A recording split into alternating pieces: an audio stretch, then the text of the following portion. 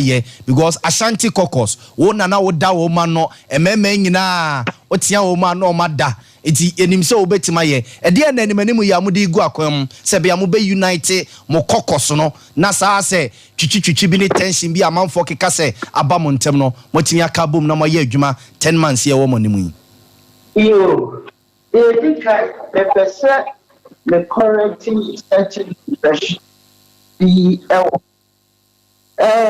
kasa wo ana inkita hudie wo se yedi na so study was a course na no na this time na biba na me fi se entias bi e wo baby na eba this SOMPA le sa piko le ebe church ensem nipa yentia we say wutie ye righteousness don kasa o church nyema inamuti enami mina ha se wontwi ewo yemu bi kasa akoto ama nyema na yetia na yemu nyina atnet but said the woka nintimi enyina ha nkan tire o say yira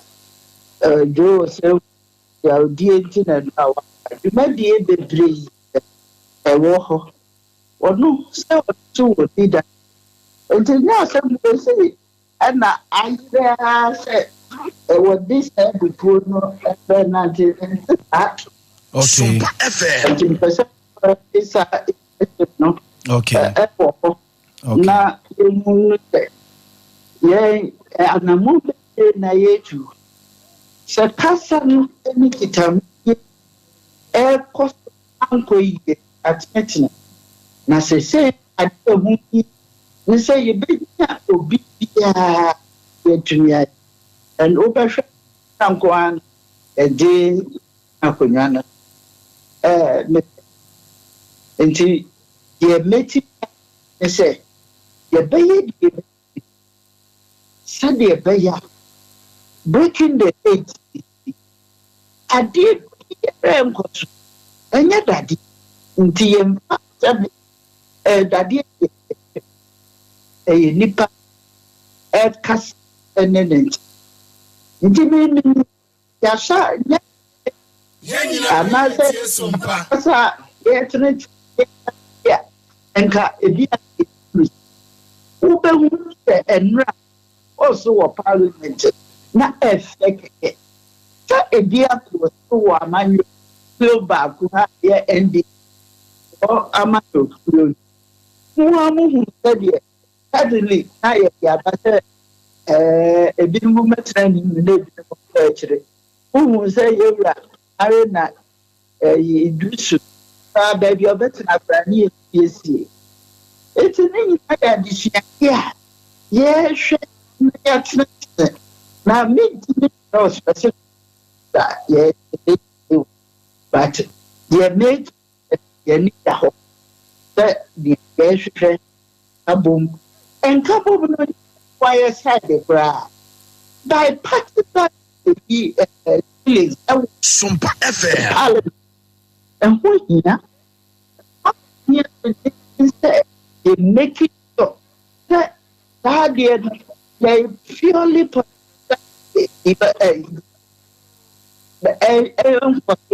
parliament.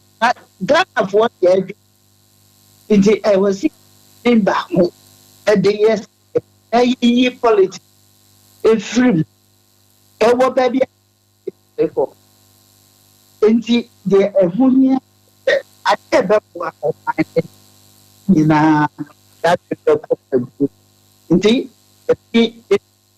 a because I did here, the best point at the first a casa and the it said in Kabul pro year don't go plenty.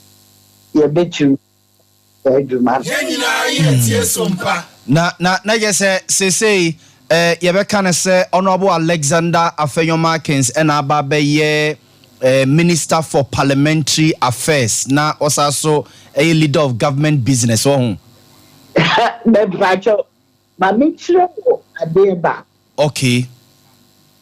Adeba kone se sa ministry yewra adodan kwa ekufra ye president eno di chabi onuku edim edaya ya trade die min eka ho ba ya in orders say ka of the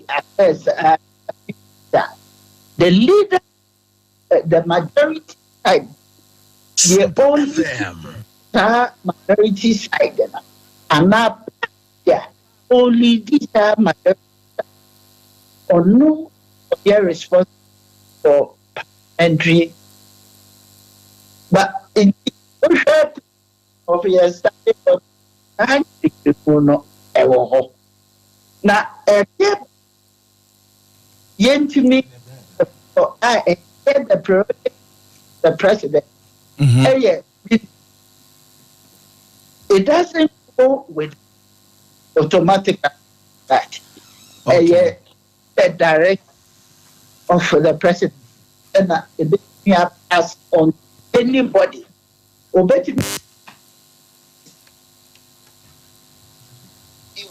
But another person, and now or no, they assure that or they does have a pepper. SOMPA. And yet, automatic or no minister of community affairs. No.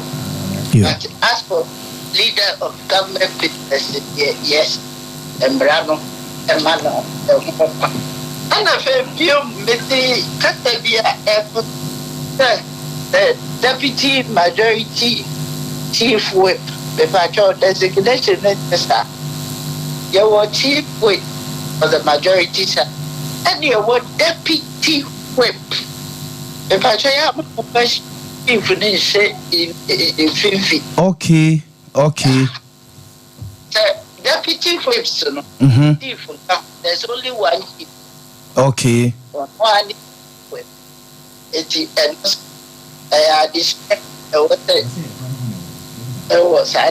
okay, and na opposition deputy majority leader ne de enwa no. Deputy majority leader.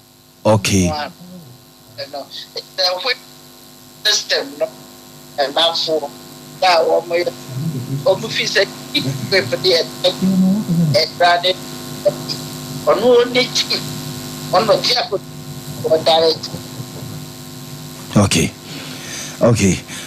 Mama no pedie ye how pi yenim se ye bedi nkomo pi no na yenim se aka 10 months na parliament we adwuma ba wieye na ye kwakoto aba mama menka ne sa yenim se yenya mfa nkogu ye de Asante region development bia ye hwe ni mu hu se Kumasi airport na no finance minister baye sike bi akam omso mo de ama contractors no omo enko back to site ye hu se konfanoche madam baby unit finance minister baye o say about 70 million euros omo e de ama omo enko back to site obobo project bebre a ene omo pesika ama contractors no ama omo akọ back to site enim se caucus no and as a majority caucus no 2024 elections December ene ho niema amanfo ehwe ne mu yenim se no so no ho komodie be koso pa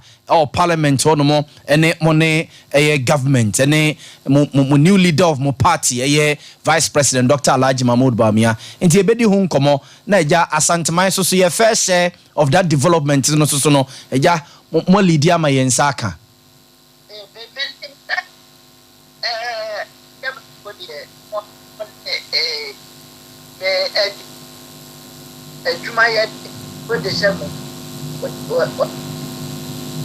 SOMPA FM. Yeah, come say, 10 months, the bay, now, a group. Yeah, I'm not a bit of what they put here. They say, prophet, person here, I usually get this. And this how you want your maybe a year. I'm putting sure, yeah. And that's the fire one bad. Yeah, oh, prophet to an upon bigger. My encounter will be a Borga service. Now, a weapon, a weapon, yeah, and I said, this is the same program of opera with food. And see, the catcher is about it. A challenge. Oh, you see, I have the jet, yes. It is performing. You are almost to the radio. And one moment in that day, let's say, that day, a tunnel, you twin of that, my point, I hope the district.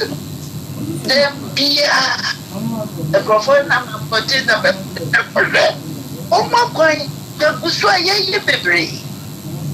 It's the best. Before 2 and a more, I'm with Boamah to about. And I buy them to say their shepherd reading. I buy yet, I find that. Yea, empty. Yep, a true. Yes, oh, that. But yeah, was the country. The sea, the hospital, emergency, yeah, and was why the coaches he was Sikai Grant a woman. One would have up the money. Yes, sir. Yamana yet. You count evident. Now you make sure, sir. Asante money, Yenny a beggar. Governance, the between out. Gropia opponent. Gropia a yapata in the buy and I own you break. Anya Shigura a year. Yere Malaysia, you're a example.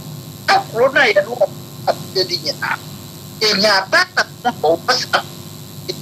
I say, it is said. Produces it that any Uber and people in Jamaica, microphone from we had said MPP, Yanka, Okay. Listen, say development a continued process. And yet, event that was my day, but you knew it only a debate. They would disagree. So, which you get more of it. And this year, planted for no. Now, yeah, a real self and then you know, we end the year.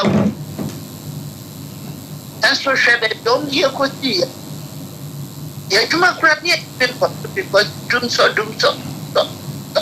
Run was getting now, said it being young, my what say, what trade, buying a year, what can buy my year for do so. Again, I'll bring me a cut of the 24 hours. Now, who and you remember, I near Ben of the but to me, I guess I near Ben of the 24 hours. A brana is other countries that big now. Other countries have more problem. If you know COVID, Nidia Mabaye, almost how into a bedroom, almost how into a biane. Not electricity and more uncle. Yes, so Ghana, your children was about the cruiser. I never for I am a yes, they are making sure that I'm not over. Rises the possible. I get that yourself on it. And once I am produced near me, how you crew have it. idea at the costume. And your money plantias yet. Yeah, put your own in bar. And the young first some modern bonnet. Yen twa, yera, Mahmoud Yasu, home to a humanist and family. Yo. Yen twa MPP. It's a year car development, yeah, minister, yeah, that what I know says again, I every day. But yeah, they say, Moshe, even what the move of Moshe Yakway, at the end of the 9th, and such a net. The sample beer, I've moved. Oh, beer, my number move, go back. Yenny a bit to me, I okay. Yo, mama no pay yada wase nyaminsrao. We mama Patricia Appiah deputy majority leader and ene na kwa kodi nkomo no picture na efe pa Kelvin manena so kakre my picture ina so kakre me mama Patricia Appiah mama Pat SOMPA hima ahofe patrini dindie bebrebe ewo amanyosemu hopi oye fine, oye gentle, like say yinkuta mema no na yemformo yes kumase no kumase mayor okuta positions be brave and where edwuma waya ewugide wa rehemu say onona kwakoye de Ashanti rep ewo majority leadership ne mu no kwambia so onabolo seche mensa bonsu free honomo yes na onabolo seche mensa bonsu na represent Ashanti ewo majority leadership no mu ene we free honomo mama Pat ekọ no akwa kusini nua bema anemu as deputy majority leader yenim say mama Pat ebehye enemunyam na watwa so aye adwuma ni nua penny honorable seche mensa bonsu aye ewo parliament e de asum ne man e de asum asanteman e de asum wiase honorable seche mensa bonsu ye kase ye ka no ho asem na dwuma waye ewo parliament ene wonya 28 years in parliament one honorable Babin my speaker of parliament right honorable Alban Kingsford Sumana Babin and na achewo parliament pa na Babin free honomo last we no Babin call in 1992 so 1992 no honorable seche mensa bonsu wankobi honorable seche mensa bonsu e call 97 e je say so hu ye to 92 elections no ewie no 96 de no and 97 or call parliament honorable seche mensa bonsu watna parliament RBC enne MPP parliamentary primary si omokoye oka se bema beye biwa ma meye ni nyina oba no aba bagina home enu nti no MPP yi a new parliamentary candidate ewo swamia your friend lawyer John Dako and represent NPP or ballot no so na elections this year December 7th no omo atoaba amano swami as to say obewi ni so am so de there when be aso MPP seat omo safe seat no ba kono no obekọ no akwa represent swami emrase be fim ene nei mama Pat akọ majority caucus no it is all here say lawyer Alexander Afenyomakin say free central region so also na okọ NDC side minority leader no Dr. Kiselato Force no one so free central region so hu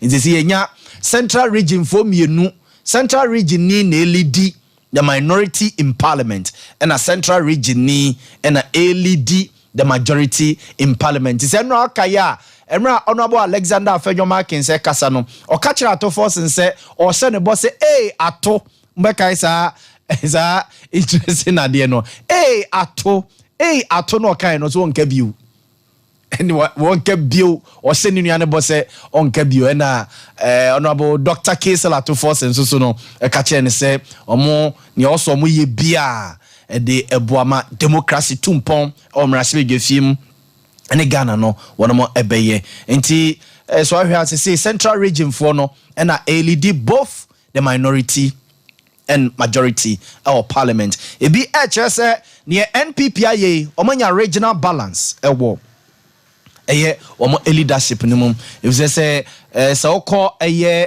omu leaders ni mu a say afenyo Mackenzie na make no free central region mama Parta waba ne deputy no mama Part so no efi Ashanti region Frank Anodompre a where majority chief whip no efi eastern region Alhaji Habib Idrisu Tolon Kumbunguye northern region Tolon northern region ono so if the northern part so inti the northern part no enya representative honomo and the middle part no eye Ashanti ene eastern na fi wako ase odekeka ko say ase western honomo no so coastal no sa epona no nyina Greater Accra de Ba Central region no Alexander Afenyo Markins na Alex Tete Genobua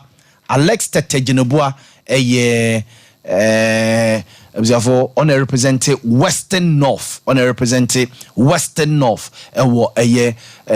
majority leadership no munti say ohwese ni city no enti na Western North for na no musu say na no reshuffle na president kokoye no omode hye ba ko a no we executive nim president na ye na free wo Dr. Kwaku free no any president e de omode hye ba ko akwakohye legislature parliament omo leadership ma me nko ma no so na abusuafo ye ni nkomo kakra we de yenye parliament a general elections ya ye kwakoto in December 7th no odwani e kire Ahafo South East abusuafo de ye tete ene ne atetea from be 2-3 days ni ene say DC your Ahafo South East Honorable Joseph Ajimandapa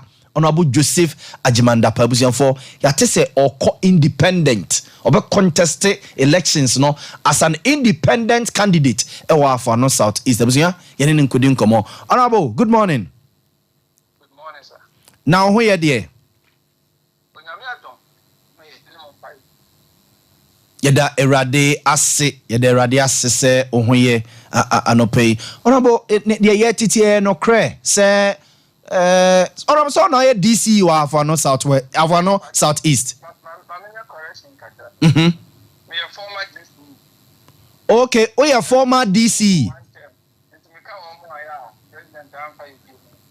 Say ucha DC no one term pe. O constituency na ye a friend say adabo ho na na. Oh, okay. Na no krese ko so now we former chairman na. Yeah, me chairman for 16 years. Udi chairman for say 16 years. Yes, please. Okay. Mama we see benya a better connection of honorable Adia. Honorable Pacha so to menka. Me too nka. No, very faint. Sa kakra. Kakra. Okay. Honorable say Udi chairman for how many years? The chairman for 16 years. For 16 years, Ewa Ahafo South East. Yes, please. And obey DC for one term. And 4 years. 4 years. Na honorable adena yeso uko independent. Party no. Make my case the power nature party no district no and our constituency. Na e bomba fun. Na Ahafo South. Man council near the German one constituency, one district. Now 1992, and I may join the party. We joined the youth chairman. The youth chairman till 2020. Till 2000. That is a 2000. The youth chairman, it is appointed in the constituency chairman. LMD for 16 years. Now, before then, the assembly member, 12 years, that's 3 terms, as an elected member. And I'm here governor appointing so 2 years. And I'm assemblyman for 14 years. And I'm the presiding member for 5 years. And to me, show me track record now. my juma or district in Mupa. Into Bray Chema, 2 constituencies, no number to Jama. I bet to us all. Timon be Jama consistency. And I am for both constituencies. And yes, I check when I'm Sabe DC, Ewa Jama, first the switching executive of BPA district name. Okay. Into Michelle Juma, my men I'm the Balado, Eco DNP, 2006. Honorable Balado man. 1996, rather. Honorable Balado man. Okay. SOMPA 1996. Fapim 2012, I am a double buy. Media double buy, I'm the Honorable Johnson, a two Obama Crancer. Johnson Kwako do na de ne call man Cranso. Yes, please. Okay. I do not am a secretary. Okay. And I double am a first vice. Okay. And I'm doing uche omumie no guso. Yes. Until your friend or one time. Okay. Okay. Now, maybe we saw a party no more. And this is what to mention in some that. And another year, I call elementary primaries. But I'm sure near my air course for consistency in my young here and this for 30 seasons. And then I'm amateur. Trying this for 30 seasons in free and 7 years, I'm amateur. Because honorable ma wadwene ya wo se NDC betima G seat no e de every MPP for nsem wo Afano South East at the last elections no na mo results na nya na na say difference of about 3,000. Difference of about say 3,000. Yes. Between MPP and NDC candidate no. Difference of 3,000. Yes. But some old candidates, no, which is Honorable Francis Menuadabo, Onko Bio, Monya new candidate in Frederick Kofi Champo and Ameboa. Yes. And to say be a new candidate be a bar, or more can say na there's some new energy be back constituency in him or maximize vote or increase vote at the party. And then a new candidate, no, the benefit of the doubt to say, or baby bisronko as a pega party be or constituency in him. Second, I'm wishing, no. I'm wishing this thing to be me. I win the crowd, even without the maximization of the votes in crown. You better win the city. Now, and near my airport or a mention man. And your crowd. The best, if you bra, the constituency primaries. New executives, delegates conference, on my sideline, all the executives, my experience is all the executives. All the station, no constituency. Some may crash, I may come a record. Since the year mystery this so, constituency may be invited. It's in go for your Peter. Okay. And the election now, I'm going to see dynamics in your crack. Because Nipa 5 and a contest here. Will be our crow official. But I am, Omar can you now the peace. Oh, we are very bitter. Don't bet to about even MPP candidate. Adentia number 2 betia MPP candidate your friend Frederick Champon say ofri Ashley Wema na meboa ofri Ashley Wema onu se sabronum ni jinan abeswani jinan sabronum ni ejinan abeswani ejinan potirikrom ni jinan potirikrom ena edujamani so jinan ena edujamani jinan yes okay na the more can say leadership ni na for carry one candidate echi it is all back on you na be team one but as one make one bit ma be mo na moti obia to on to aba any better skirt and blouse the team one for SOMPA FM and so share yenya dada form ya yenya campaign one yenya your experience because I know about who's experience here, but I said we came here who book. But on my sideline here is all the executives in here. There is danger ahead. Okay. Of the elections I ever run. Okay. So okay. It is a anti-man who be here. But many problem or this fitting. Over me track record and D chairman. You may be a come. Until you come and transfer us at now. We didn't down. And I'm believe this is so no. Me a Juma Sonko. Into more record. If you name me records, and they call 2020 election, my double winnings at 3,000. And you my palm, yeah. And you just so the campaign, my double. And then they need me, I will be suffered that you know about country. They need me, I just so the campaign, our district. And I said, Madrid, I'll be on fire quite. Okase muni bibi anake se abaning ye developmental project bia wo afọ South East. Me travel. Me feel so no. Me kan fa ntumi ho so. Unya single project aya MPPI. Ewa afọ South East. Ewa afọ South East. No investigations na mo. Okay. So, enti ama ni premier break. If it's a me obi te say me ni me ho say meeting na. It is sitting in the NTC. I bet you. Okay. Now. My Juma constant in watch it. And you send me a new cities. Honorable Dapa. Yes, sir. Sabre opposed Sababontin. And nam constituency ni munyina. So nim say so unya you and him say oko independent. Na wako contested NPP party candidate or honomoa automatically ulusu membership as the MPP ni. Don't him say ya why that gets on MPP ni bio. Me kind fracture. Me tia prano. MPP for almost you made that. So the American since 2020 I am free. This is so region, constituency, national. Omunye bibia invite me. Even meeting to am in that. Intimate was at the edge gada. Na send metama for no South East that could be NDC in some day. Nice to meet him for there.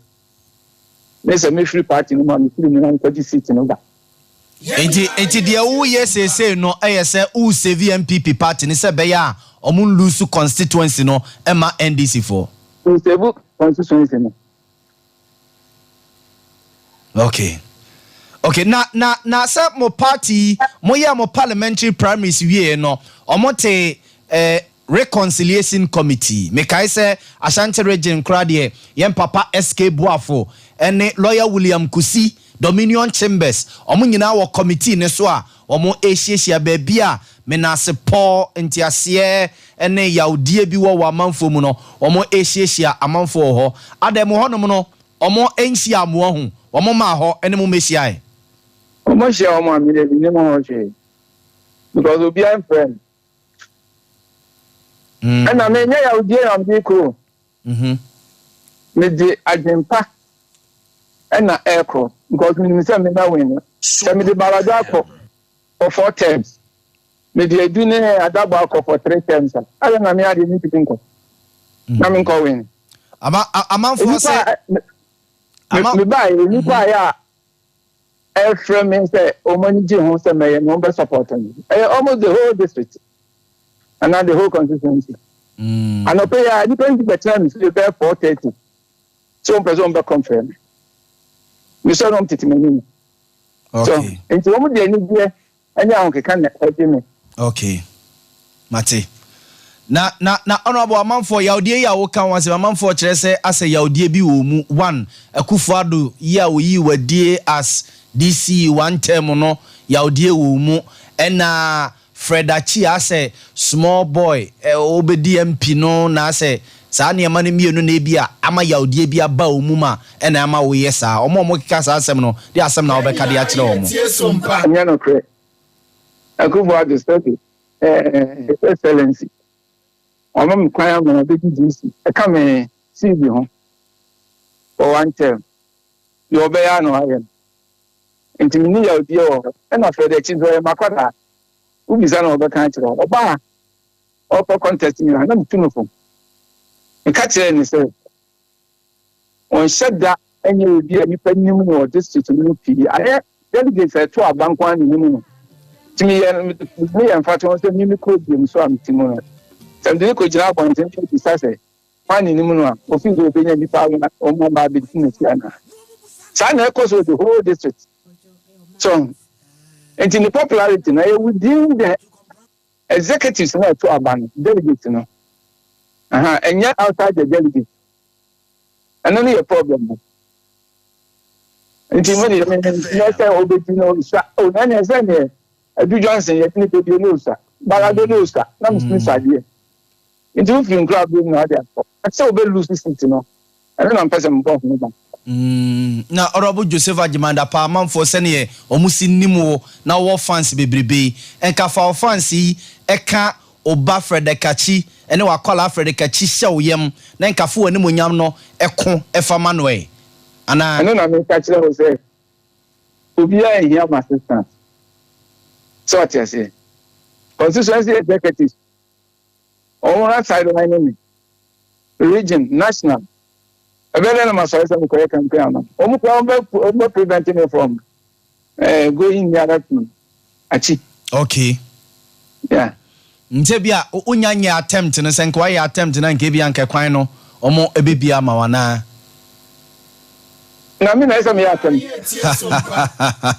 Esa me attempt. It's honorable the party say national fro region fro regional chairman untumi ene mpanimfo fro a wo de ne wo ka na wo ka se wo ko independent. You ko independent.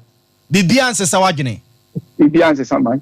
Mate anopa miemfa yen common nsi yenim say ya hyase questions pi bebem ye bibia ni so e besa fro why ndamasipi yeso so ye da se pa yeso so ye da se ebusiafo we honorable Joseph Ajiman Dapa former DC for no South East eni ni nakwakodi enkomoyi oko independent ewo for no South East or the chairman 16 years constituency nim that part the oboni din a household name constituency nim nti menim say we are posters ababonten na ene na din komo ye ne watu na numu tu akira mansa nyina SOMPA television so yi abuso yenim say party mpenimfo binom ene big boys ne bi wuram ma nkomodidi akoso say kabinya Freddy Kofi champion so anka me pepa no pay Freddy Kofi champon mi ama konta achi minyano a enka mebe pa no pay ene hokra when e constituency chairman o mama Dr. Prince Obri abo akwaba na watena si na nkomoi mi watia na yedi the dynamics wo constituency nim doc good morning Brian na ho ye obo de adaroma ye de radiase busuanfo ho ye by baby girl no here. Yeah, there radias. Yeah, there radias. In 1 year. Oh wow. Oh wow. Oh wow. Yes. Akwa bi na ka say empenimfo na mabaji akwala party aboso say e ba baji aboso. E ba baji aboso. You suni din na ya blast bi. Yes. E ba baji aboso. E ba baji aboso ofie. Dapa for no South East. Among for say eye near dapa ye more de chire eba near dapa aye ye benya constituencies pia amanfo be yi omuti akọ independent who sa dog ya dedika ma menchia etifo eni ahwefo na say me wo assignment bia me babia na ayenche constituency na me sumwo mu no me ba me fan to etifo eni ahwefo anim. Okay. Dedika ma menchia me bishop, the presiding bishop of Church of God Ghana. Okay. Prince and me presiding bishop Bishop Chumesi of City Church of God Patase. Nyaminsha sofo. Okay. Watina tene na ma yeda so etidi etie. Na me message asa meka ya asa esre. Asubonten for say me ba ye nchia ye MP.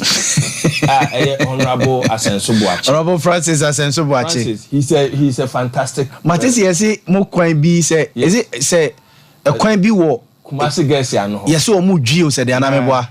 Ekwani etu, ekwani ba ko de Kumasi girls echi. Wana ye mami the late Grace Bodu. Okay. Yes. Broni Chrome. Yes. Omuji ampa. Yes. Omuji. Broni Chrome de ne de. Omuji. Okay. Ana de edani mu no. Ho na ye subonten. Subonten na ye de hin. Unse oko Kumasi girls a. Yes. As otisi form say na on esubonte no okay on action chapel okay and na ye wo Kumasi girls wo na chi no maybe ana Grace Boadu te no and ye fro say Broni Chrome ekwane de enye na enipa ma fa so be trio say burade ah ya unim ade but edan susu esisi wo fefa o kambeka no ha enipa wo mantam onyina se edan esisi Broni Chrome on mo pa no enya dan ketwa o enya dan ketwa ne sisi honom the next 5 years e ho be one of the best yes and me nkrofo ne say me bana miniska kra na mu agidi TNT de ma me say me ba no pa bia me de me nche MP ma no mate honorable esubonten for ni Broni Chrome for ye chia me be no so me da say na ma me nkọ ma no so say na me ka say me pe makonta Frederick Ofie champion na me ne no edi nkomo because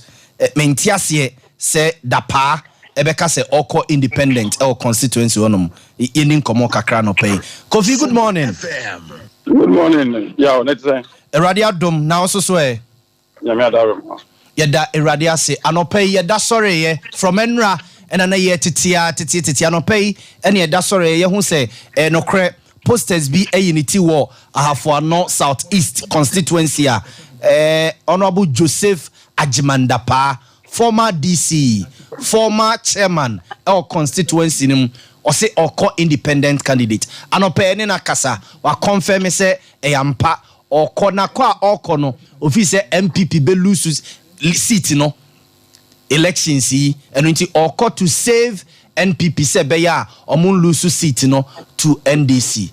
E de na ekoso wo constituency nim Kofi.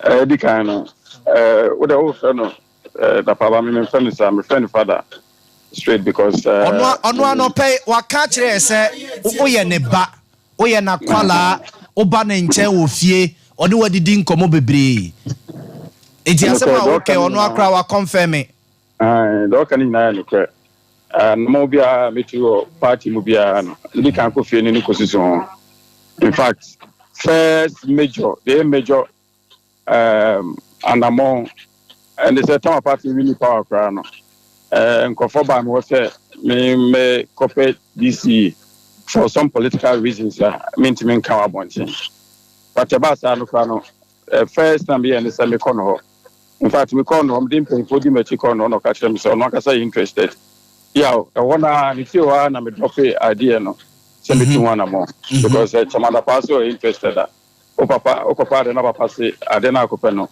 eno ano no pa ni kwa say utu wana bobia nti me je chedi no correct etoso me no me yes me kɔpɛ constituency executive paying for me consult you more only the kind because my father is a political father e ma me our constituency me no kodwene ho no ka say me tu sa na mo no ansa na me tu sa na mo no me yes me kɔpɛ parliamentary candidate me kono no kodwene ho ama to adwene ma ne e ka sa repa me tu ho na mo ansa na me tu sa na mo no na me ni me class se me ni say oh sa intention so be contest as independent and as onya MP obedia nka meje achirede se party betima aboa e wa kwan bebre so that say me parliamentary candidate na say me MP but my family say me your party be abawa say me bon nti kana minim sa me request me anka man tu sa na mo no nka meje achirede ema ne koye so na yeme and I'm going to your probably boy campaigning na Libya Borga consult no in fact we need empty crowd so say be on any position be fa no me share uncle feel me nkotina ase me dan ye to abana na empty we ya sinti me kono ko bona man ese me wini and I'm the coach the nya tam plan say ya normal but man apade makon ho fie I think 2 days after promise na ko trans at didn't come much no me idea me faso party be Kenya mu your constituency for Manu who rule out no play a seeing Yano because the father of the party your constituency or within out to the Yano and that's I'm saying someone will take it backstage kaka and fi say somebody says so back front line with the campaign and now it's me edujuma really didn't come up with ansana meko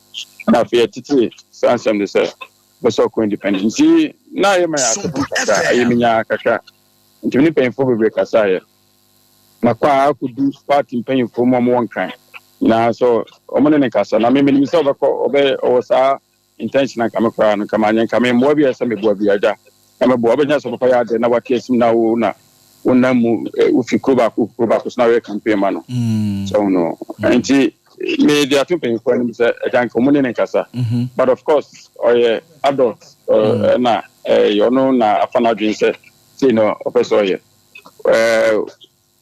aja dey na bit my but ade ba come me dey me so setting and the senior DMPP able lose seat afano status never MPP in lose seat to afano status no any days na Kofi o make an attempt to be because no pen command any die nyina no say efrimra ya GDC ifri nsem mo ye bibia mo mfre no obi amfi ni bio ase omunyina mayi ono mama ase me hunu say ya odie ho no mo say ase it is a chairman efri nsenti ase bo mo so na we experience o mo na atena constituency nim abuild the constituency no a ye beche mu e ma ne beye mie no enti Kofi enene kine ya plans bi ho say o ka say o papa ono so katri anopei say ne ba ne na o ba ne nchen wo fie no plans bi ho no mo say enene kine ya formally wan kasa wo de obesimu pampampa kon ho no mo fie de bia nkomo bi akoso ana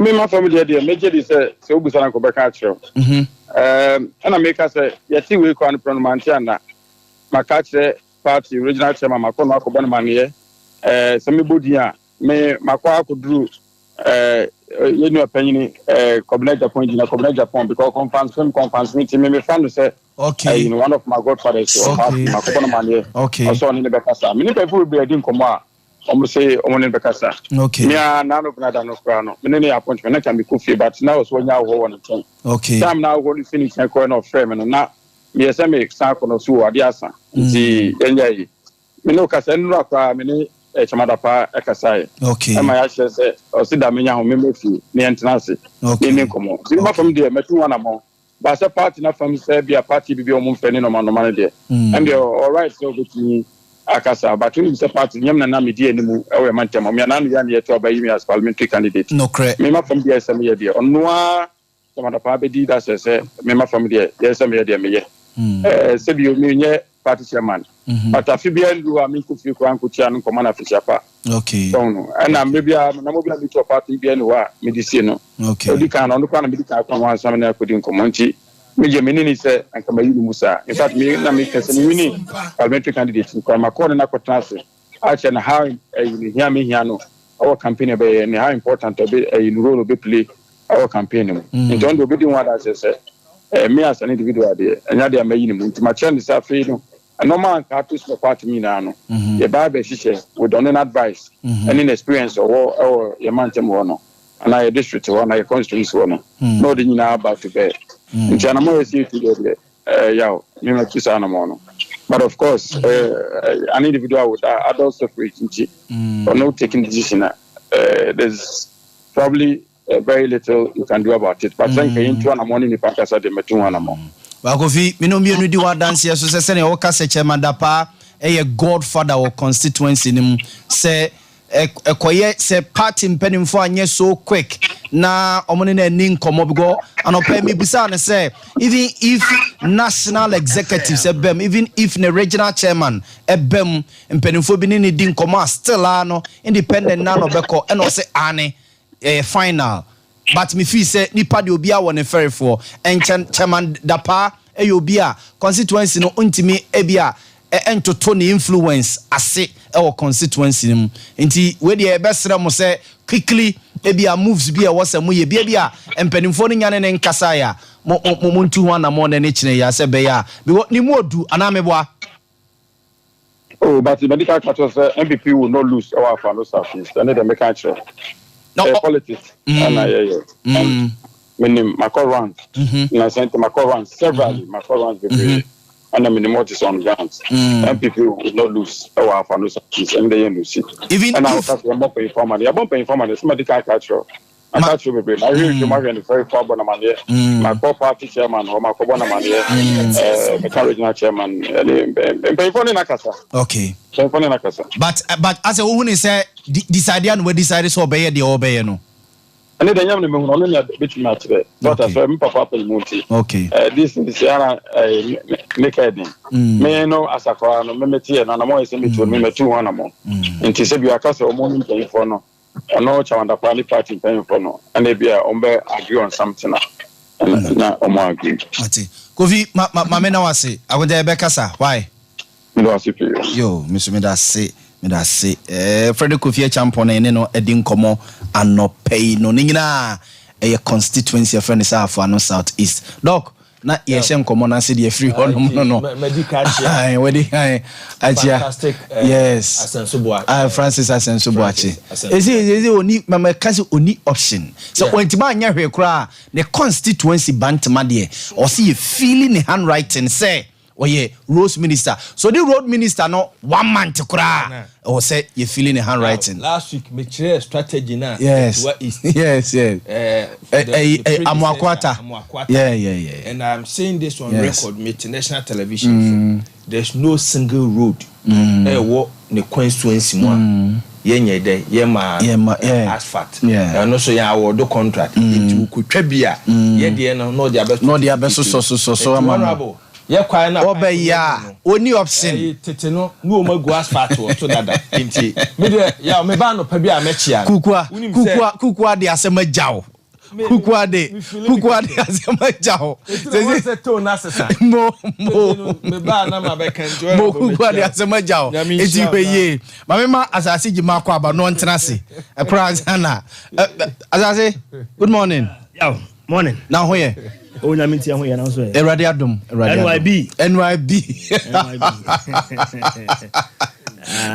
minim say enkomo ya ye di ni sisi e we interested pa eti mama ko doctor hono momra yeah we said any can bia no afa north south east yes omumienu nyina agye atum say Dapa is the godfather of the constituency Dapa kan and Frederick Kofi champion so abeka say yes se no nim say papa ne be ye we are in the first place rank wanko ko be supporting papa de ye manije wo interview mienu a waye ni nyina mu no eye ahobrasia yes so we achito nation ne se ni osika ne nsem na tum say what the papa obu papa no boro so wa kire say yes emfa ho ne de akwesi esese ewura Dapa e consider ni decision yes nanka achi obi a ko be ka che so Ashanti region e wo and the stronghold of an MPP do be bia no Isiaga but listen to him he has come down to earth. Yes. I will try and the papa na kasa the media necessary consider the decision. The American chef papa na say a political party na yin then he should abide by the rules of the engagement. Now opportunity no ho senka also bit my primaries ni. Ana o opte say wonye den. Onko. Ti se ne ya wo makoto aba na yi obi say ono na enye den embra. It presuppose that where the majority choice into nimdie ne links connection influence be will be no on famwa Frederick Kachi we did say answer no be godfather with constituency nim no and taking one day taking more than 30 years no they build this idea no a cheap personality on the media space ejuma wa sha ase ye na ye ma no sa opportunity na even every nkopim December that narrative no say he's not a grassroots person no I will say amamfo nim no delegates ne nim no our constituency ne mo ne ade no for the sake of the party unity message I want drop it now maximum make chat to on this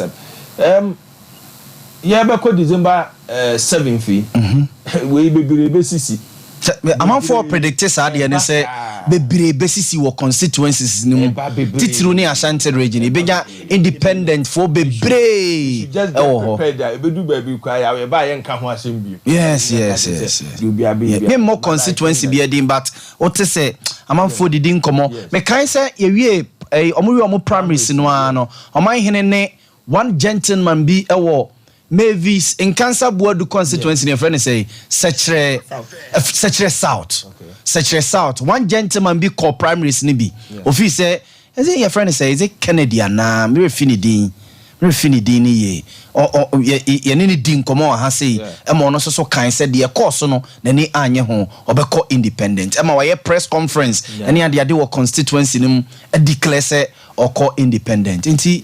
Many more to come. 2 weeks ago, crowd interview back so me say yes, Mansour Dubia, Honorable Befi, Yaw Befi Amwako Hene. Yes. Na Ahiana na Ote. Yeah.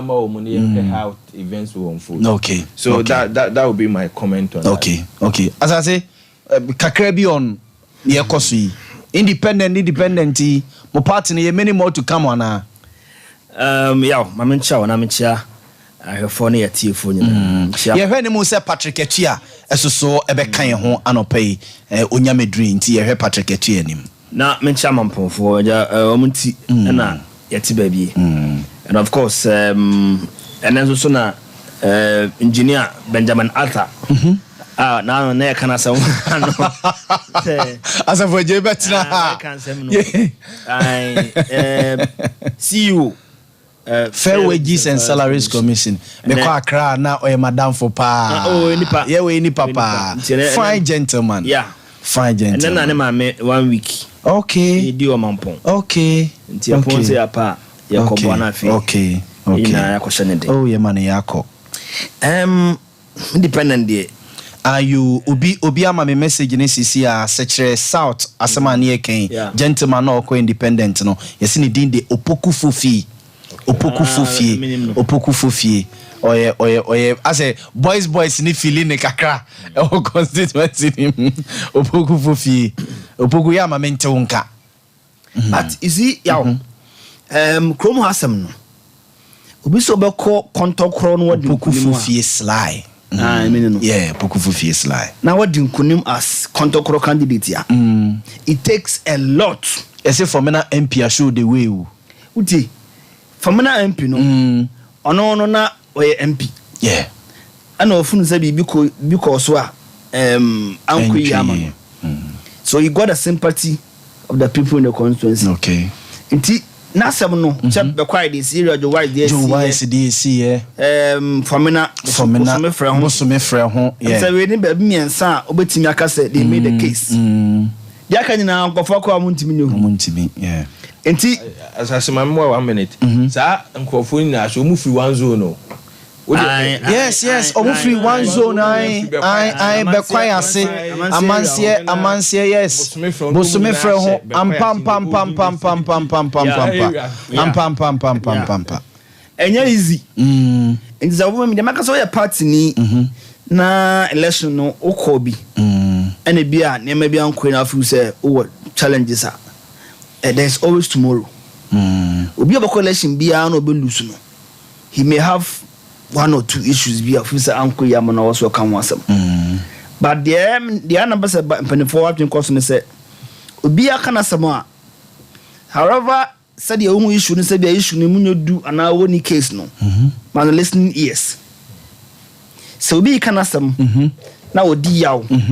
Na only 90 months say among audience no amana kana some and try to walk across over issues na ofane say we nya asem bia we dey twaso ne a problem. Okay, muso amudi nkunim no no so tredo you need to extend the olive branch as a winner or a victor in our elections. Okay, nti wo so say bia menu ya chias mana muken achi say no umpo na party nse question no manamo. You are the person the party is going to sponsor to or for the elections this year. Nti wo no for the chi wasundie ni say so almost say onye grassroots person you have between now and bia October, November to work on that. Okay. And you can do that. Because of you and delegates now tomorrow grassroots for that. So you have the support of some delegates in the constituency already. They are grassroots. Until for delegate no matter din koma. Go Krobia so a. I'm never do any mundo campaign. Oh, a football person. Yes. And the idea and mama bonus on it about football. So you can begin to even start, or you can start by. I say, yes, our games in one constituency. Yeah. But in organize also watch footballs, ni jerseys, ni boots, and say best. I say last weekend the most a day. We say no more games. No strength. Yes. Actually, they will know you to be a football person. Yes, he's connected in football. Yes, FIFA. The apex of football, Fredekachi, Akwakodru Hono. One way is now down see a pass. So begin to do that. Okay. Inter schools are organized, latest crown organized. I mean, not fever no. So, but me too will be also independent. Be one a person as a partner, but yeah, they are said and team penny forever now sank of no nyansase no munim komo because a bit me see baby whether he makes impact or not votes be akodim komo dey be because wa e be have part in the fortunes enti one mo we ne ye mo mra mo has na mo ne nkofo mo di nkugo na ye ni nkomo two part in penny for and when sank of no munim komo because constance bia wo executive zo mo ho no mo Omaso wo fom nto bi also kwani pa na bia also mte ba now se monte dey se mo so no kwasi ma akom okay so nti sa munya no okwo wonti menya hye ni adona komo bi a yemfa nye amanyoku okay obi di yaw wa on sa dey awe ni pam so obi di yaw o kana samu a na ye tantram no na masako enya hwe ukwa enya hwe masa first past the post. And to know what the one vote wa. Yeah. Let's just say 50+1. Yeah. On that tiano. And it is only the panu din koma. Over bushafo or wadafo. And it is all issues are. The bien was a console friend issues no or can in the park. Yeah. Until NTS. Yeah. But baby our muko independent there baby issues about if you have any resolve. The chama over with that some say a reconciliation committee. Yes. In the last 2 weeks, about one thing. Man, for saying him say, yeah, Francis Adenimo, member of the reconciliation committee in the region. Ashanti region. Yes. Okay. Me also be to say SK Boafo, a member. Me also lawyer William Kusi. Yes. A member of that committee. Yes. Ashanti, only a secretary to the committee. Yes. Emma make crystal rules no. Men and women of integrity. Yeah. It matters that man pon be first their first point of call. Mampo no mutiesi. I want to mutiesi. Intend I got tembi. As stakeholders in the constituency, I got tenafi. I was said they will say. Minu akwa. Aye. So all of us are stakeholders. Yes. Introduce us say apa. Ombe frey. Oh yeah. They got them. Oh yeah. They dia no baba you know there. You are too sagus. Mama nya boko. Oh yeah pa. Mama nya boko. You come up for the anyway Mampo no a highly political town. Yeah. So Mampo. Enti say Mampo samba say apa no say ka mukani Matias the bafo asase jima we a communication team member of MPP ewo omayimu na NSS boss Kumasi Metro na yenene din komoyi honorable say chairman Sabunso formally resign doc the absence in parliament you want to say new leaders na say omabeli the MPP or parliament umza afenyo markings enya foforo na one no a but yenyo obi ti say mama part yenyo obi ti say Alex Tete Genobua new face wa leadership nim and me hu ba bia me de be sha free because em say na otwemi ni and yet na studio has seen you celebrate yeah em say 3rd February na birthday yes na birthday and you celebrate it's true na in 2 weeks time it's true but na ha na nim how I see akano that the emotion was some level of change nipa bebree gye say ekwaya fa so ba anye papa but there may can say he's worthy to be celebrated. Yeah. We should say Chimensa right from 1997 our call Ghana's parliament. Ni jumedi a wadie ni contribution sha wa ye dia bo o man Ghana. Uhwe ni nimdie kutano with a lot of experience. Yeah. Say o man Ghana ye o man ye celebrating nipa. Enka yewra o say Chimensa enka Ghana Bar Association. Ese se o mo confer lawyer status. Edemano. Near man practicing lances if he so wishes to do. Sir. E si wo e wi ase. Wow. Baby bebree. Obi wo ho a on ko school dem no in the form of classroom. Yes. Yes. Ba baby obefa nimdia obenya wo ho nti no. Yetimi de sa abodin edemano. He confer on you. Yes. The amount license to operate. Yes. So me man fato ho a case BC Tanzania na Kenya last year. There was this young man I won't call law school. It's true. Now wa ko 18 cases including Supreme Court ones. Yes, really case no. Minim dey see and the koba e no mo ko che ni say onye qualified and practicing lawyer. Only license to practice. Yes. Yeah, they ne court no one of the asema judge ne kan say yes it is true say ade na why no only license bone but wo hwe how we see demonstrate legal system no and we procedure no we practice na we gidi say we ma no opportunity into court na amfa na anye den antum into so hero say Chimensa in discharge of his duties in the Ghana's parliament yes solely embracem ekwaya wa fa so conducting say o catch a man for say onye lawyer on call law school da bibire na anye ni o bibire na anye ni and one interesting thing ya make say papa no kwa ne call fa so cambrofo say ni bufu a or unique way of speaking. Yes.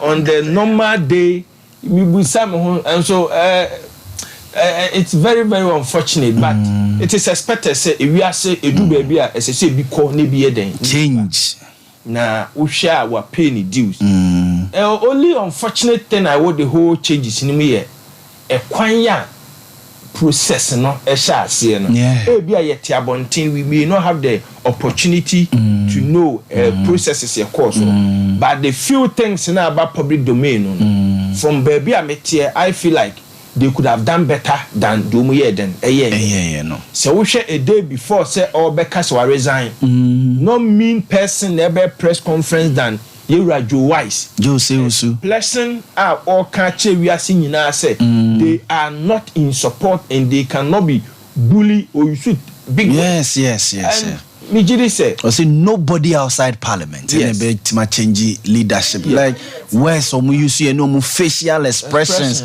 actually say niema nkoyi say ubesesa will be to say you say Chimensa na nya kwan we so he should have been celebrated. Yes to say enro mo ye no say na monim say metima ye ne sa enra why did you create that unnecessary tension no so why did you do that say am no ka say ebi mo ho a we den o ma fo mo ho adwene about that incident. It's true and we den na me nso ameka say edu ba bi no ama a little bit of friction kakra and we tie papa na he only tendered in the resignation for the party interest. That's it.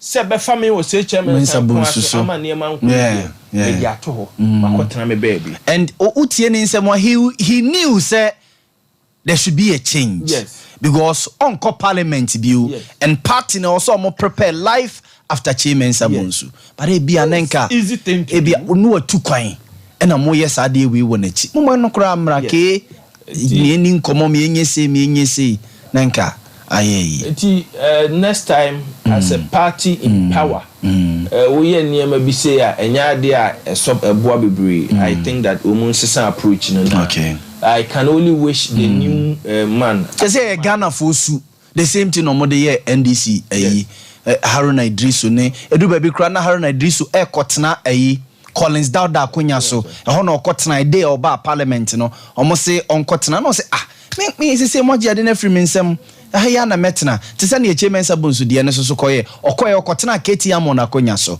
because no nya baabi entena so ho ya de ema me mpese me sound so political but I think that MPP handled this case very poorly. At least NDC DNO should have served as a guard. Mo DNO edikasi. Yes. Se no na nkoya na bibi ba besi are not party in power, party in government. Yes. I think that enema na nkoye, but let's give them the benefit of the doubt. You will say chairman once again what demonstrate say we penina wo fia mo Paul mining koso no pe party no enti mpanimfo ntu anamon na yawudie bia akabuya no no omunye den ene nkasa na onyimfiri na onyimfiri na komam se de be ya obetimi asom oman no. Okay. For Afenyamakins, I think that I just love him. Se mi hu babuna all rise. Yes. Na eye makondo and me mpai bone say the grace nyame man e kan e son no so o ma bin kame him be bin so yeso min pulling it down Debbie na you rasen so boache yes no one wa do yes no pa bia me ko radio bia me ko bia no me chia no yes chama me chia Honorable Francis so boache what just say o me a young man to say enia ena nyame ensira atom so it was here tapping into a grace no yes yan sankofo bi Debbie upuli kwa na yemfa nkoshe ye babo nyame mpaye mo ma succeed e bia yensem a ye ka e bi beti abonamane e wo fe na mo aso abeka se majority leader na mi nshira na ekwan a wafa so enu a wo ba ye wo nsem a wo kasa ye mi tie wo economic o political route so interesting we say me call her 22 near ma the then MP casting vote be anywhere say ya change say but the emphasis or the lessons amisia woman say it pays to wait oto no bo ase na no ene nyame enimu nyamaba na ade ba kwa me de e wo ho ne say so half a nyama cancer enipa 1 people ma the whole party is finding it very difficult to control markets the control no Canada Japan so in business partner what I say Ken is a huge the body pa for your wise counsel. Yes the body pa Honorable Kennedy Japan who jack man kwa Kennedy Japan so body pa ni afenyo markets yes and when I we you no free ho na Miami nua Penny Patrick Yaw Boamah so aba ono so Kennedy Japan body pa penasem pa ti so beka ya adabia ne bufu ye no omumienu ene koye omne ne kasa ya no tena se wa nye biabiem wa wo hwemia ana se wa wutie me na ma mo anya hwem free me ho no pe kura tie we enipa bia wo wi ase a emfa ho ne level a wakodu ababom nya wo bia obefere no a wo kase tena se kase da no ada se wudu level a obi antimi nka wasem wa abrabom a na wo ko oben wasi wapem and o hwe Canada Japan ede no onie ba ni nua ketua yi e ka chance in fact to the extent that wotimi twiro no otuma no na ken na hweso iden akasa me gidi say changes na wo maye no we have interesting days ahead aye behwe now finally central region the two political parties strategically is doing something to win the vote or the support from the central region. NDC Ekofa Dr. Kinsley Atu Hayford the Libya majority leader and Enrichi Afenyamakins, 2 young men both from central region a womuna AD party name. Me share how influence ebe serve to their political party in the 7th December. But for now, I can wish all of them the best of luck and bon pay say maybe be every dodo. Okay. Azaze. Yeah, I'm for say niamu ye se na mbetima ye ni saa enra se niamu ye no a na saa tension ne free. Mame can say the issue of say be from outside of parliament impulse be our majority caucus no so no. That argument, the meaning so my new standing orders be at the aba. Omo amending the many Boamah. They contend as MP say they reserve the right to either maintain or remove leader in parliament.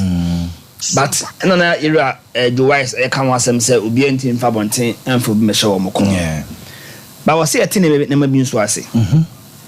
One, political parties sponsor candidates to parliament. And to on party be ticket, even though who say or represented or manfua or no top one. You are also there to represent a party because party in the sponsor elections at Okoye. So the party has interest in what you do in parliament. That is why I think I say there were 1 line, 2 line, 3 line whips are depending on the issue about the thing so issue really yanko yes yanko no na munyina no mo de akire abra chief whip no ebe whip mo na in line. Okay. Nti me ne wa mo nya adwene anase menyini say was say so say because the party cannot actually make a decision to affect leadership of the house because party no and a sponsor mo edemo ekoye. That is why me the minim na the matie no say your open secret say the party would elect or select a running mate from this region. Inti I say you break 8 no which inshallah you're going to break the 8 in December no. Oman penin be not from Northern Enclave Northern. Second in command in the country from this region. From Ashanti region. As mo ni omam for kekeka no. Oh, jai India be free Ashanti region. So and dey me dey say anasa akra dey na say party no be SMP. Nti be free region ha. And then oko parliament nso a leadership no so no. People also think that we need to groom somebody for career achievements and elko. And so we need somebody who can regional or what that clout in the region. Now mo say on the team a continue Kennedy Japan. So of course central region as a region. Afrenyong is somebody they respect so much. He's somebody our clout. He's somebody the impact and influence in the region no SOMPA. Okay. And the fact so to me so advertise here chairman for all these world which I say Osua Jumano and Ura Yedo Achimza shoes so any idea minister bed in the man. Now the other point is that many senior adjoining you see nyamani bi ono mo yes say obi do ka umunaje ya de mawo osreja ya de mawo intian this before no kokum ya ne mabasa kokum say no kwan ya fa so ya parliamentary coup d'etat editia ye muntaka ene ye haruna gu won mani mu ase poto even though ye de ya chairman sana se resign on said that you know they say wa me ka obi a ho asem achitafo obi a me ka hwe o ka say na do tamale the consult for court to mo ye dem so say man hwe ya officer do si tamale ambe papa and so one side o man na mama message no pay o say Yaw Boamah gave clarity to the effect that the caucus in consultation with the party ebeyi omo leadership omo be lead and so it's yeah so that is the status of the new standing order. Yes, so it means that on more now I know Roger Wise was sending in the brain but I think that then it means that communication di kabaye every Roger Wise mo said nobody can impose or create impression that say party any control on who become the leader in parliament. It's but party also stake. That was why I premised my from that angle. So senior Oma Nyamenka on that no. Enti said the oba yi how na mo free was the tamale for no year demonstration here say of say do see how omombe pro ni widie munum ni ade magana fo na ka ho nsem no even though you know sadness so am obi amowa unza so am obi amowa so am ha say ade ba ko na ha dwen se bia oni Ghana ha omdi sa nkomo no because eba won kata o treko awa mountain say na oni ha na me sinachi and you doesn't want to be the eye of the storm. One can be quite pregnant to tell you. But I think said the Otima Som party no, Otima Som Omano. I think he's the longest serving MP now in Parliament. Currently, we baby because it's on your MP. You know, say the cloud things will tend. Maybe Obebene kakra Cletus avoka no so ekoi. And also buy. Okay. So I think that the way it's handled, no. Media no cry. You say now you could have done better. No say transe ne car Libya okay. I said to Sanamon because you see Upo he had the support of the MPs in Parliament. Mensa. Miti attach here. Touch us on quite on Tiasia cry manunko. To me share meeting oba Canada champion for no na dia metie yura Eugene Boachentwi making the same I've had a couple of MPs omo so no more issues akra or there cause no ntim did say chairman sana ba resign be kana so parliament no nim say obehia kokos no nyina no again na ono madi nkomo na support bia wo say de ma area afanyo de ama no afen so yaw yakọ primaries and chair. If marry. Mama we no. Our certain MPs no. Maybe a deputy ministers. Ya do on post everyone musa. So double jeopardy. Tani pay away as MP no. Odi hu ya NS ni wounds. Deputy our bachelor so a sounds waji. To throw me no emeni hahani. These people are nursing their bitterness, they are nursing their wounds legitimately. Indeed, Bosome cry my. I think that Nanka they should have waited kakra to actually heal wounds and lead no on uncle BM. Come a proper transition no. I'm my uncle for side me anti farmer. But I say Kramudakna Abasa no nipa no ye affected no ababonten abeka say boo my resign my parliament make statement me share kokos no no makasa say munya party ninti enti abasa no ye friend we post decision management ya adnisi ye no pania bekasa party for na kan no atum yate ase obi an one table children chimaka obi unlike they see here wo NDC mu aswaso for the mukakra ko for the mo tamale nyina no ya de agana for na aka ho asem nti e ba sa no na MP as a party no yanso trans ye hu se no enya ma no nko nipa no kra no a ono asone fa no no ate ase any party for na asia edi nkomo nti wo no attention no emesu nsini kunani okay penu za emesu emphasis ni kunani enya se bia ya de ba ye no ena mo kan na we di aba no ne ade nipa na e fa no ho no o say resign nati o say let you nati ne bafo asase jima we communication team member NPP the late Patrick Etia but akwaba wa ma jozo na hoye well adache radiadom yes na 19 TV wa sorry pe mo asem ko bi onu ze mi ko nya na wo mitim se 19 ya mi ko ni kana pa program ni chira na pa program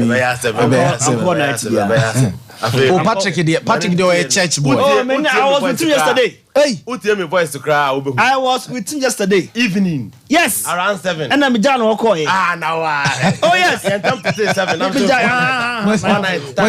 when time to say 7 o'clock okay me John Oko ya na won no what type of all night yes and say another point Mr. Mo Patrick dear Boamah o tell me voice to cry mama Matthias Matthias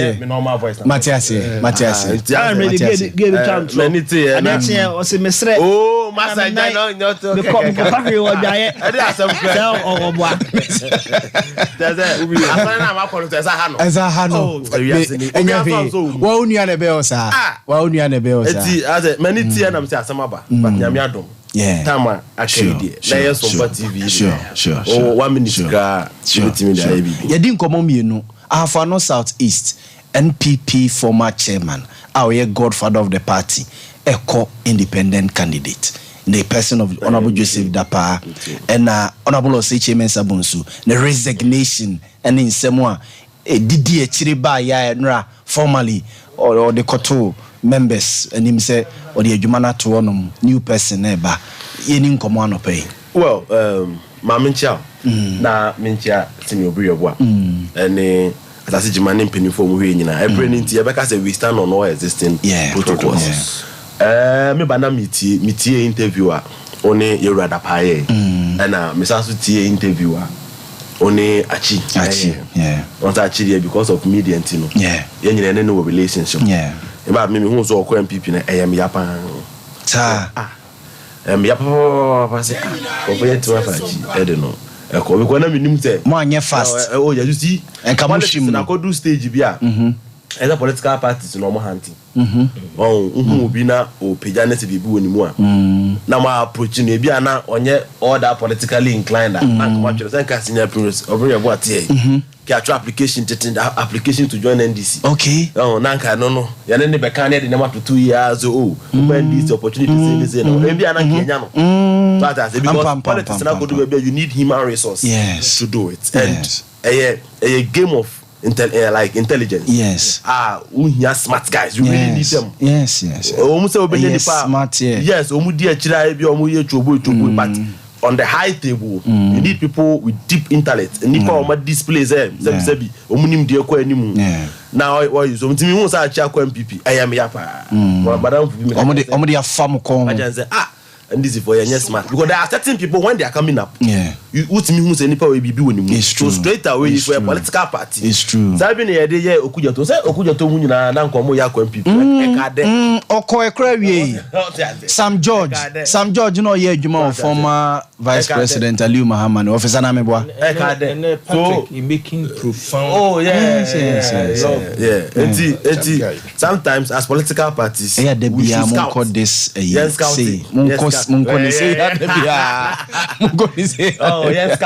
scout so MPP having him and issues but they say they should manage it but it's one of the areas will be obey push to be able to NDC can win the city because say a 3,000 difference and seat and this bit maybe wow on any day maybe and this bit maybe in say most are the independent but they are not just obi ngate pudu nse na mo me she dia e be de nejo so they should manage time and meeting papa no timi so obi asabi constituency one make Mr. Dapa so one nature constituency na yaw bi no dey sometimes politics na do maybe asa timi say wa brepa na nkofo bi abo galawe director one kan tema every time here director me na nkofo director sa we are director of the so we are director of the a whole director of student affairs okay I'm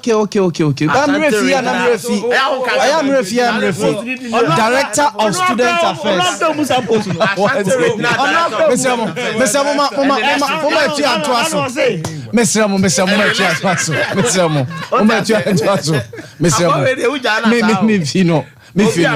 on microphones off. Asante regional director of student affairs and elections. Me graduated from coordinator. Yes. Now me the director. O say me nene na mo no. Say Asemba na ye ka obey metro director. Royal say my afo. Say am your director. Two things say what they popu am say Antonio am te sro no say kwa is main director ni bi. And I am director and say na director. Obetna ana okay. And see I think say they should try and resolve issues but in on all fairness it's one gentleman if he gets to parliament it won't be bad because we building on we show say or you will be you can is dynamic say me NDC SS had in come the mami come am director of scouting come we people be number 1 asat now say jamia will be approaching them. Oh yes, typical Ashanti young men. You can see that these people in the future they can make something. Yeah. The NDC should make it a program. Nanka, yeah, pursue what the chairman Sam so bring about meet my dad and say about Mr. Kakram NDC. But one after I chase him. Oh, better than I think I know they make the basic. Okay. Now you're a chairman Sabo. Yes. I am correct. No, but I'm so bring a boy. Last 2 weeks, about has him. Na the birthday. A happy birthday. And I think that now about say na you didn't come over. I can see the difficulty na Mr. Obri about the kasa. Ultimus na a kakra. And MPP for no.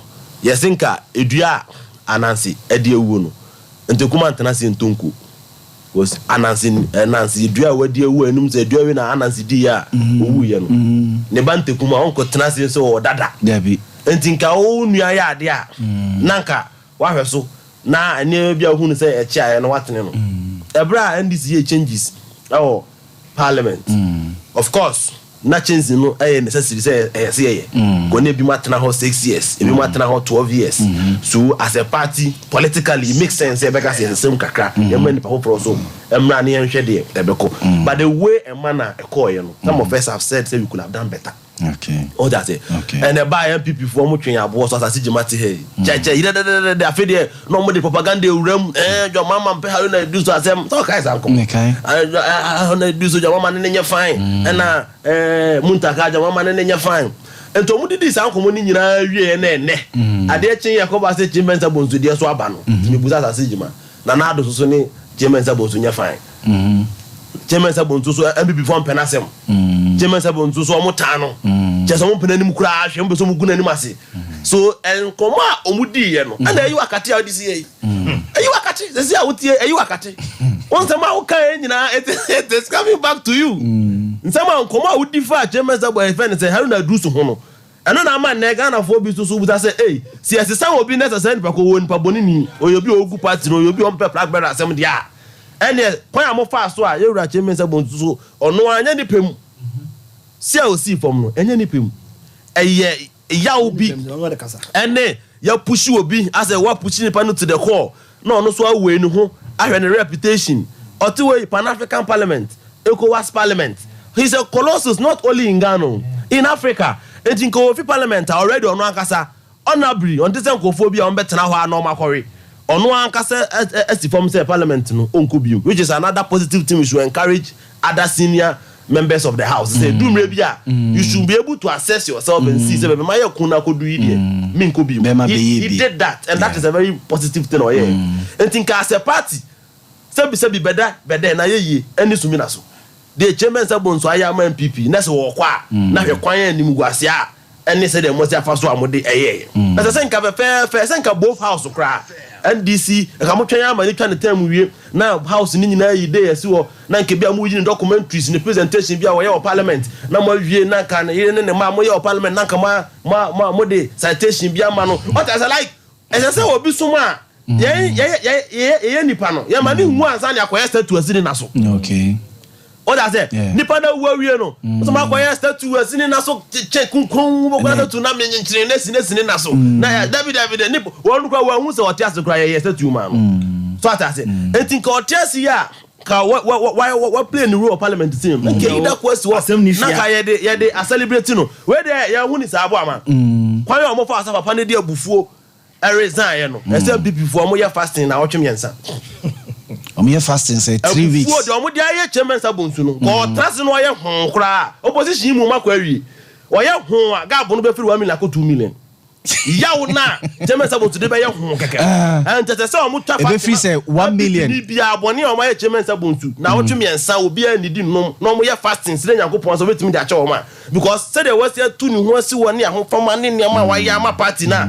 And na see the no. In fact, me tell story now was very. I'm for say Akufo betray. I am here. Say adia na na do aye. Na MPP ni de kremo da kana. Ego. Sir. Oh, but my MPP na da o say you born the say MPP o. Uwura ma the pillars a whole political party. Enyina so foundation party bia di gina o party no MPP ni bi. The current MPP here that way. Eni nyina so bia o and day in day out adia chi adia sa no.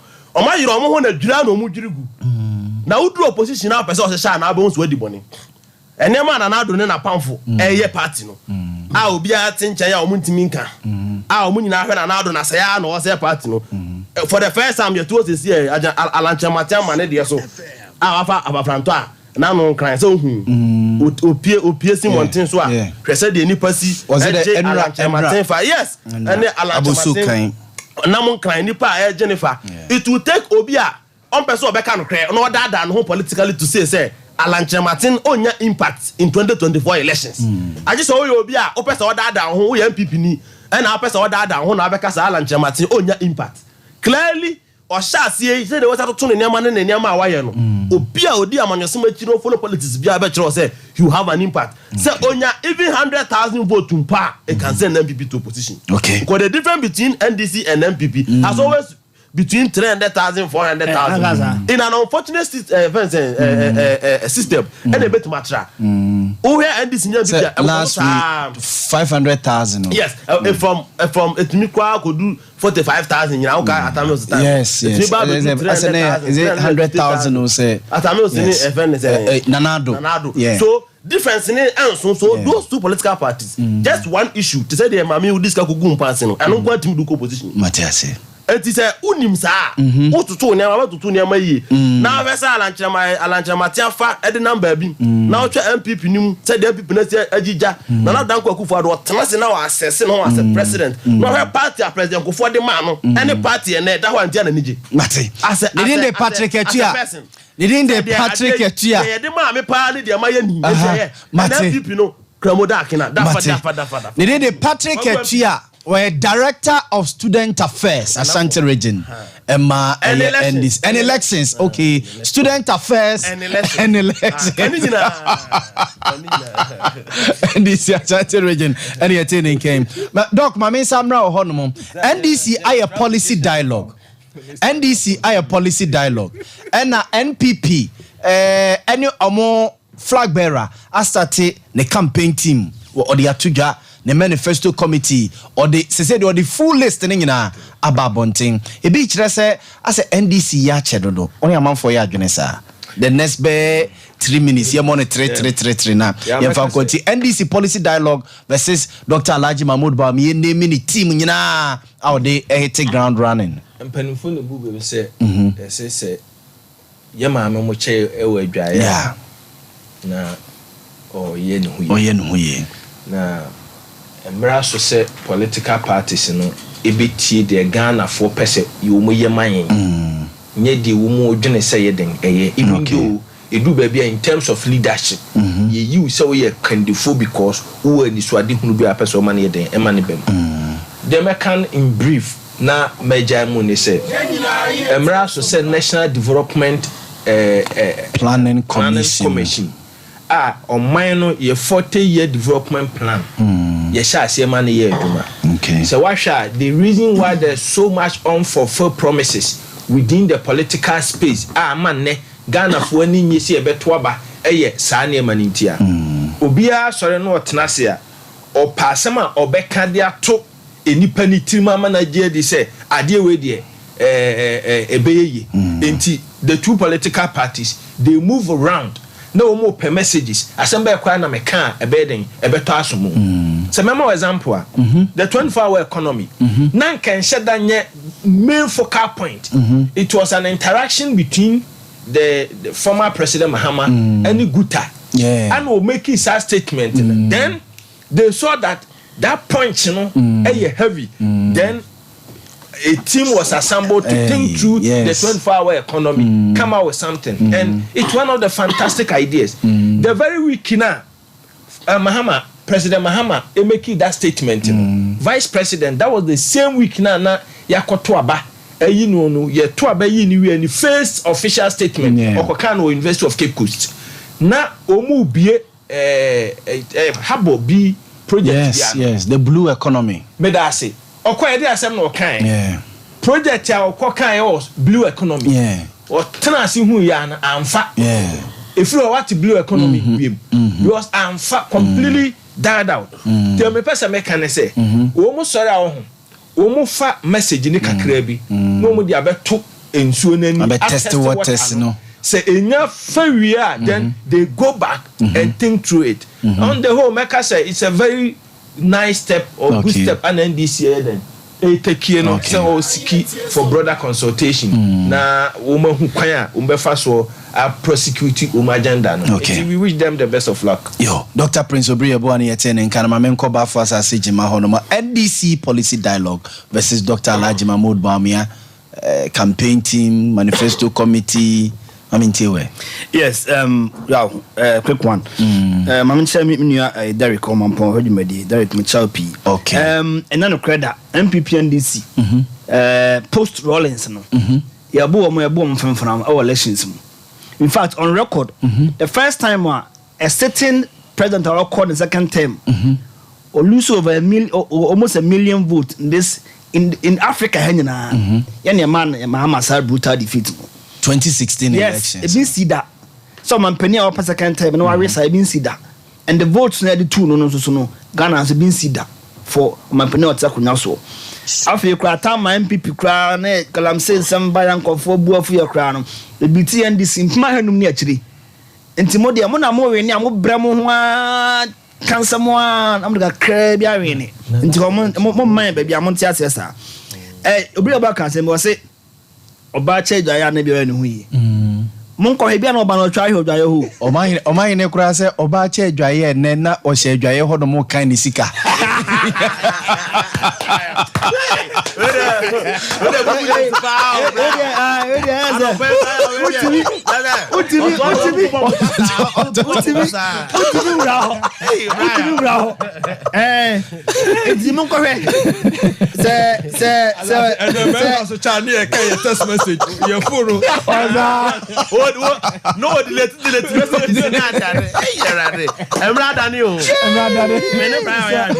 Anyway, says I'm try to do what I'm going to about since last year May. Once I can be organized before the water position 24-hour economy and yes and papa policy and policy. Monfanto baby and policy. It's a function of demand and supply. It's a function of the already existing 8-hour or 12-hour economy in Ghana and policy when the Ghana Sumbia. Massa, but me I be a monabaso. Mr. Obriye, the customer woman say, but we are not true in constituting the manifesto committees no commendable. When you compare him, Obia, your babemu, very critical. What tabayapa? Very critical. Is an avowed critic of this government. Yeah. And Baumia, according to Kodim Komono, Matiasia is coming to serve as the advisor to the committee on economy. Areas be a boy so or no kaya. Dr. Marcus yes, why that Mr. Baba serve as the chairman of the economy committee na on the economy no. Fantastic. Everyone safwa on nipa ota yes, on the better energy committee or manifesto no. Opombio chief of staff at the Mayura Japan. Kennedy Japan campaign yes. Chief of staff yes. Yura adenimo also no or a member of the housing committee yeah hodjuma and afi engineer Kabwe Japan on the chairs committee no enti almighty Obriye ahe and ho aseme ba ya na Ghana fo nyɛ kan no Obriye ahe ne ono na oye co-chair of the local government committee me come lawyer na no Obriye ahe sunyan yes was mu amfi ni yes amfi na after okote party na committee no na enyama after aba okay say actually din Baumia the sense of unity or they ban e ma catch up the man knows just 10 seconds no but me aka say mo say oba man penny Ghana this year ade ba ko Ghana ya ha ba ko pay constitution unim sa ya constitution no de 2 million na man penny no but me say obedi hu asem na mama zo obedi hu asem so oba bia na the entire make us say unsa ma